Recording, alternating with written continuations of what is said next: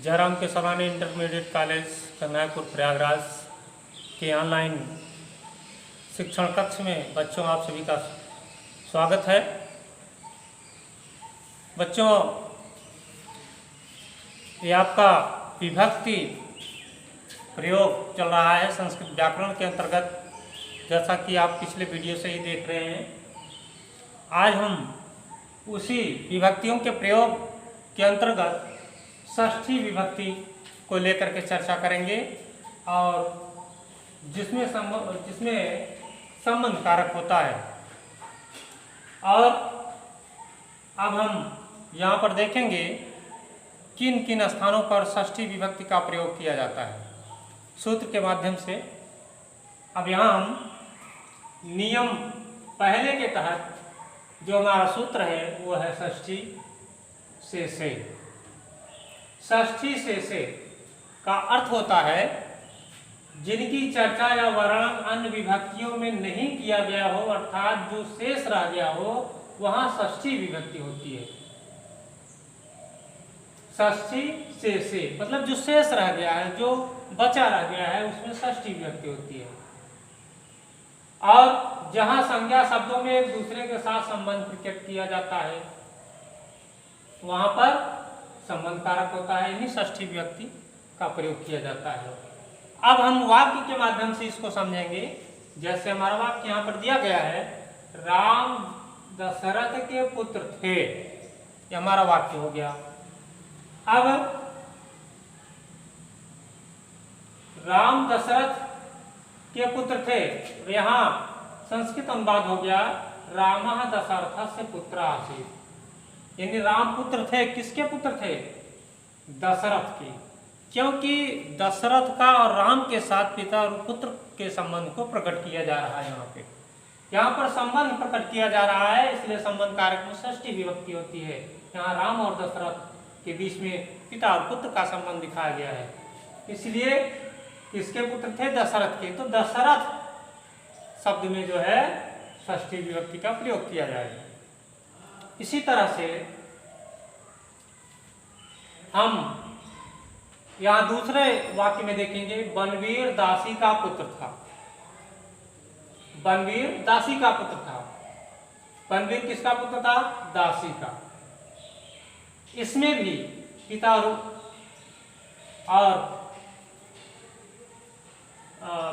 यहां पुत्र और दासी का संबंध दिखाया गया है। दिया है ना, बनवीर दासी का पुत्र था। बनवीर किसका पुत्र था? दासी का, यानी माँ और पुत्र का यहाँ संबंध प्रकट किया गया है। तो किसका पुत्र था? दासी का। तो इसलिए दासी शब्द में षष्ठी विभक्ति का प्रयोग किया गया, दास्याः पुत्रः आसीत् लिखा गया। तो हो जाएगा वाक्य आपका बनवीर दास्याः पुत्रः आसीत्। तो इतना लिखते हैं। अब हम नियम 2 पर चलते हैं। नियम 2 का सूत्र है षष्ठी हेतु प्रयोगे। षष्ठी हेतु प्रयोगे यानी हेतु शब्द के प्रयोग में षष्ठी विभक्ति होती है। हेतु शब्द के प्रयोग में षष्ठी विभक्ति का प्रयोग होता है। जहां जहां पर हेतु आएगा वहां षष्ठी विभक्ति होगी। आइए देखते हैं, उदाहरण में दिया है राम धन हेतु कार्य करता है। अब यहाँ हेतु आ गया, राम धन हेतु कार्य करता है। तो किसके हेतु कार्य करता है? धन के हेतु। हेतु माने लिए होता है। राम धन के हेतु कार्य करता है, तो जिसके लिए हेतु कार्य करता है उसमें षष्ठी विभक्ति का प्रयोग किया जाएगा। धन के लिए कार्य करता है, इसलिए धन में षष्ठी विभक्ति लगा करके यहाँ धनस्य लिखा जाएगा। तो पूरा वाक्य आपका हो जाएगा रामा धनस्य तो कार्यम करो। ये आपका वाक्य हो जाएगा। अब हमारा दूसरा वाक्य है, वह अध्ययन हेतु विद्यालय जाता है। वह अध्ययन हेतु विद्यालय जाता है। तो बात यह आती है कि किसके लिए विद्यालय जाता है? अध्ययन हेतु। यहाँ भी हेतु आ गया, हेतु के पहले अध्ययन लिखा गया है। जैसे यहाँ हेतु के पहले धन लिखा गया तो धन में षष्ठी, इसी तरह से हेतु के पहले अध्ययन लिखा गया है तो इसलिए अध्ययन में षष्ठी विभक्ति लगाएंगे।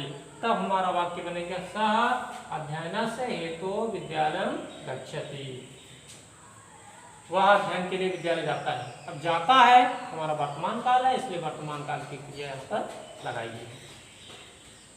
अब हम तीसरे नियम पर आते हैं। तीसरा नियम हमारा है दूरांतिकास्थ षष्ठ्यांतरस्याम। दूरांतिकास्थ षष्ठ्यांतरस्याम, इसका अर्थ होता है दूर और समीप अर्थ वाले शब्दों के योग में षष्ठी विभक्ति तथा पंचमी विभक्ति ये दोनों होती है। दूर माने दूर होता है, आंतिक माने समीप होता है, स्थ माने स्थित। इन दूर और समीप स्थित जो चीजें होती हैं उसमें षष्ठी विभक्ति होती है। तो यहाँ पर हमारा उदाहरण है विद्यालय गांव से दूर है। विद्यालय गांव से दूर है। अब यहाँ दूर शब्द आया हुआ है, मतलब दूरी बताया जा रहा है। सूत्र के अनुसार यहाँ पर दूरी प्रकट किया जा रहा है, इसलिए क्या दूर है गांव से? जो गांव से दूर है उस शब्द में हम यहाँ वो शब्द जो हमारा विद्यालय है, विद्यालय का विद्यालय लिखेंगे।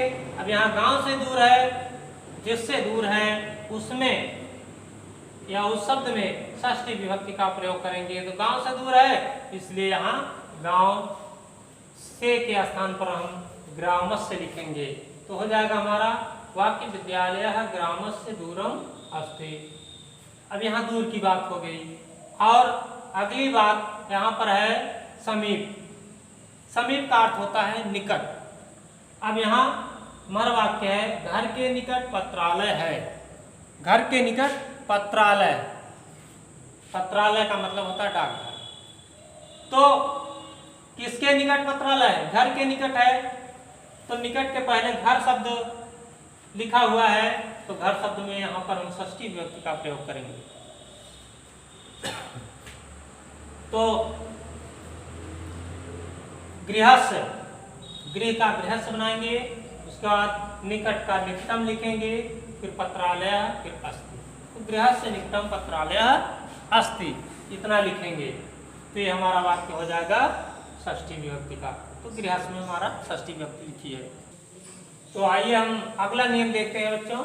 नियम चौथा हमारा है षष्ठी चानादरो। षष्ठी चानादरो, षष्ठी चानादरो का मतलब षष्ठी चा अनादरो, यानी अनादर पूर्ण वाक्यों में षष्ठी विभक्ति का प्रयोग किया जाता है। इसका अर्थ होता है, यो भी समझ सकते हैं, जैसे जब किसी का अनादर करके कोई कार्य किया जाता है तो उसमें षष्ठी तथा सप्तमी विभक्ति दोनों का प्रयोग होता है। अनादर में षष्ठी तथा सप्तमी दोनों विभक्ति का प्रयोग होता है। लेकिन वाक्य यदि बना रहे हो तो उसमें किसी एक विभक्ति का ही प्रयोग करेंगे, दोनों एक साथ नहीं। अब षष्ठी चानादरो यानी षष्ठी विभक्ति का सूत्र है, तो हम यहाँ षष्ठी विभक्ति का लगाएंगे और सप्तमी का नहीं। ये सप्तमी भी लगा देते हैं तो गलत नहीं होगा, लेकिन हम पहले षष्ठी का ही प्रयोग करेंगे। तो अब जैसे वाक्य हमारा है पिताजी मेरे रोते रहने पर भी चले गए।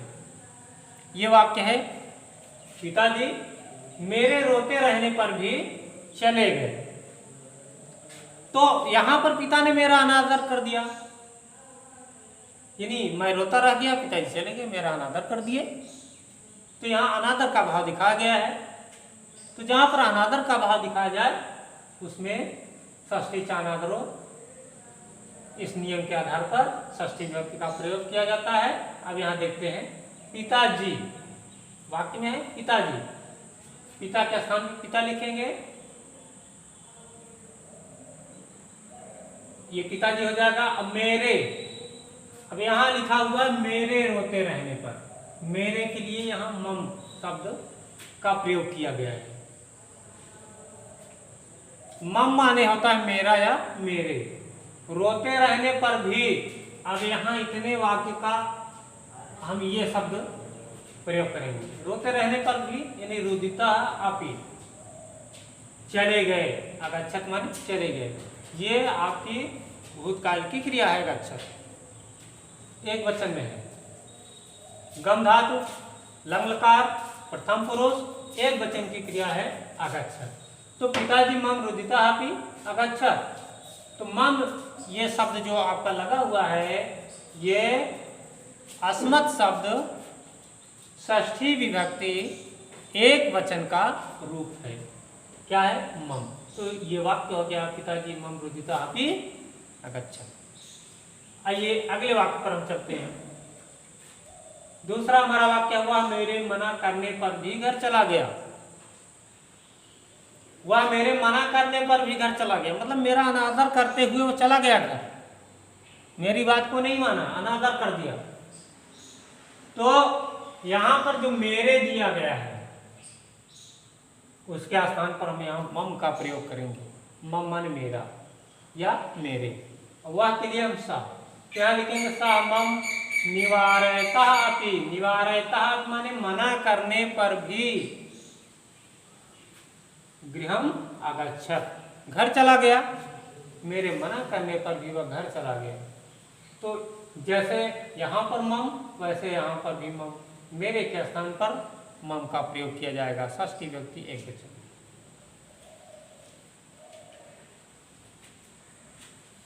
अब यहाँ नियम 5 की ओर देखते हैं। नियम 5 में हमारा लिखा है तुल्य सदृश योग्य तृतीय षष्ठी छ। तुल्य सदृश योग्य, यानी तुल्य और सदृश के योग में तृतीय और षष्ठी व्यक्ति का प्रयोग किया जाता है। अब इसका उदाहरण देखते हैं। जैसे यहां पर दिया है राम के समान कौन वीर है। यहां समान, समान बताया गया है। समान के लिए हम तुल्य शब्द लिखते हैं। चाहे कहिए कि राम के तुल्य कौन वीर है, चाहे कहिए राम के समान कौन वीर है, तो दोनों का स्थान पर हम तुल्य का प्रयोग करेंगे। लेकिन हम षष्ठी विभक्ति का प्रयोग कहाँ करेंगे, इसको हमें देखना है। तो राम के समान, राम के समान है, एक तो हम षष्ठी विभक्ति संबंध कारक के चिन्ह के आधार पर यहाँ पर देखते हैं कि के शब्द दिया गया है। के शब्द जो है षष्ठी विभक्ति में होता है, और राम के है तो राम के लिए जो है रामस्य का प्रयोग करेंगे।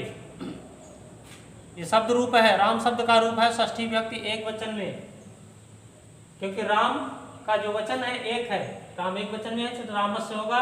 रामस्य और समान के लिए तुल्य का प्रयोग करेंगे, कौन के लिए कह का प्रयोग करेंगे, वीर है के लिए वीर अस्ति।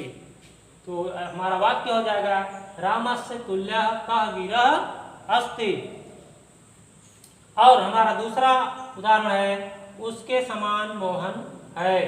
उसके समान मोहन है। समान, समान के लिए यहाँ सदृश लिखते हैं। यहाँ पर जैसा कि सूत्र में दर्शाया गया तुल्य सदृश, सदृश आया है तो समान के लिए हम सदृश का प्रयोग करेंगे और उसके के लिए तस्य का प्रयोग करेंगे।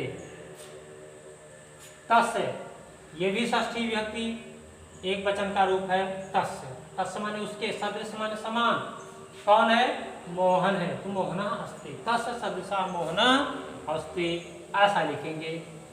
अब उसी तरह से एक और उदाहरण है, जैसे कालिदास के समान कोई कवि नहीं है। कालिदास के समान कोई कवि नहीं है, तो यहाँ पर भी वही समान आ गया। समान की संस्कृत सदिश होती है। किसके समान कोई कवि नहीं है? कालिदास के समान। तो जिसके समान कोई नहीं है, जिसकी समानता यहाँ पर बताई जा रही है, उस शब्द में षष्ठी विभक्ति का प्रयोग करेंगे। तो कालिदास के समान है तो कालिदास सदृशा लिखेंगे। कालिदास षष्ठी विभक्ति एक वचन में है तो इसका रूप भी षष्ठी विभक्ति एक वचन का होगा, तो बनाएंगे इसको कालिदास से। उसके बाद सदृशा लिखेंगे, फिर कोई के लिए कोपि, फिर कवि के लिए कवि नहीं है के लिए नास्ति। तो हो जाएगा हमारा कालिदास सदृशा कोपि कवि नास्ति। ये हमारा षष्ठी विभक्ति संबंध कारक का प्रयोग हुआ। और अगले विभक्ति का प्रयोग हम अगले वीडियो में आप लोगों को बताएंगे।